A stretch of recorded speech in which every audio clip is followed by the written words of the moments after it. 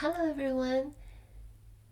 From our last lesson, we created 3 isolated object types, and today we will wire them together with links, and we'll also add business actions that modify data. Let's start with links. In Ontology Manager, click Create Link Type. Then we want to build a one-to-many link between property to work order. So we set property as the source, we set work order as the target, and we set relationship as one-to-many. The critical step is the foreign key mapping.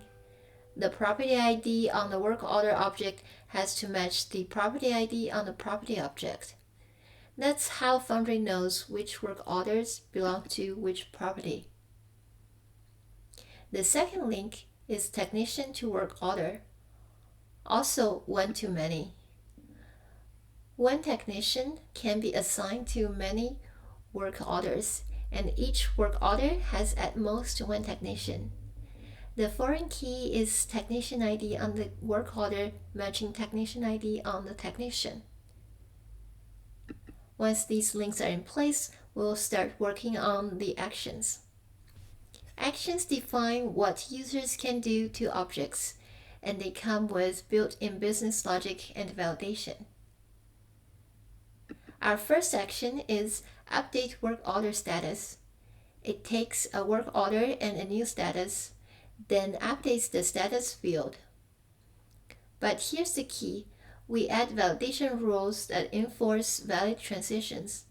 Open to in progress to completed, completed to closed. But you can't go from closed back to open. If a user tries an invalid transition, they get a clear error message and the submission is blocked. Once we save this action, we can start working on the second one.